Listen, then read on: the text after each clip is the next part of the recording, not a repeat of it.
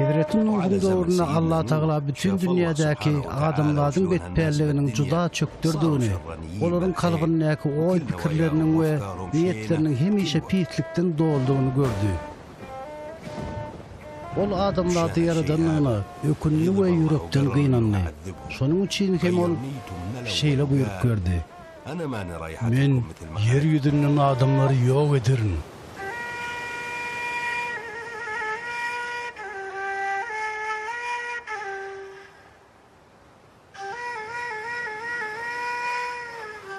Sağlarım.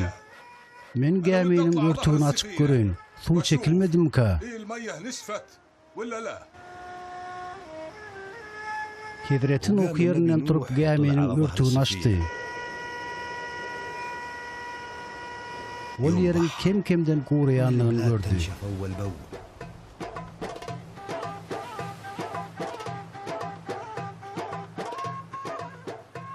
İki ay geçenden sonra yer dolu kuğradı. Allah Hidret'in o şeyle buyurup verdi. Sen ayalın, oğulların ve gelinlerin bilen gemiden çık. Ähli hayvanları, kuşları, tüýrenjileri täzeden köpeler ýaly boşut.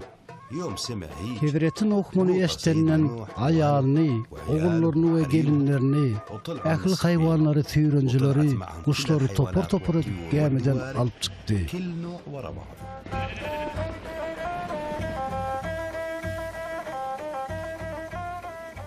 Hidretin o hayvanlar Allah Teala ködürlüğü için daştan kurbanlık tıparını yatadı.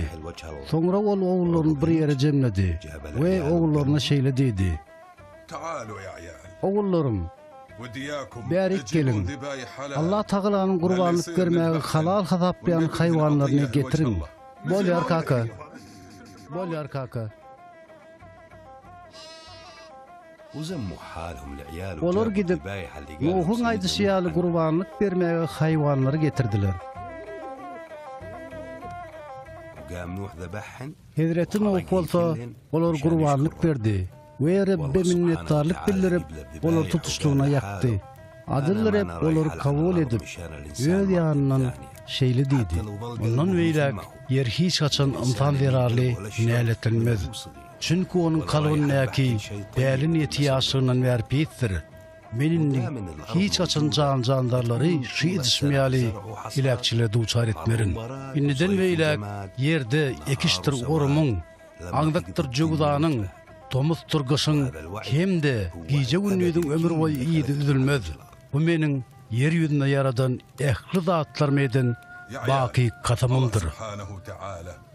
Ey balalarım, Allah biziň bilen we bizden soň geljek ýetiller bilen ähtalaşýar. Hatda ähli hayvanlar, kuşlar, öý hayvanlary, ýyrtyjylar bilen hem hatda yer ýüzünde yaradan ähli zatlar bilen Allah'ın biziň bilen baglaşan ähtine görä inni, ol hiç haçan bizi we bütün candarlary til bilen weýran etmez. Onun biz bilen we ähli janlarlar bilen netle edýän ebedilik ähtiniň nişany şudur. Bu bulutlaryň aradynda peýda bolan älam şurdur. Allah bulutları iyi verenle älam şerhemi iyi berýär. Bu bolsa ähli adamlary we jandarlary ýok etmek üçin Allah'ın til goý vermejekdigini ýatladýar. Biz bulutlaryň aradynda älam şer görenmizde. Bu bize yer ýüzündäki ähli jandarlar bilen Allah'ın aradyndaky baki ähtiyatlydyr.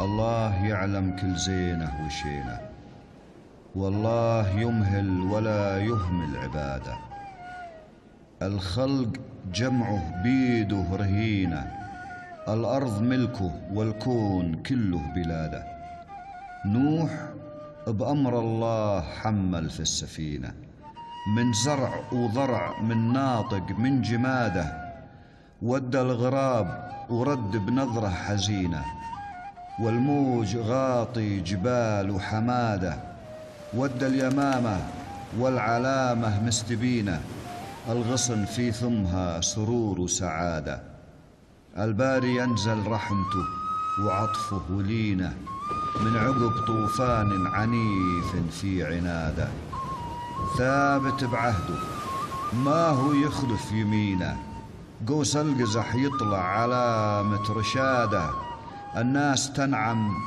بالهدوء بالسكينة، والله من يعطي عطيته زياده.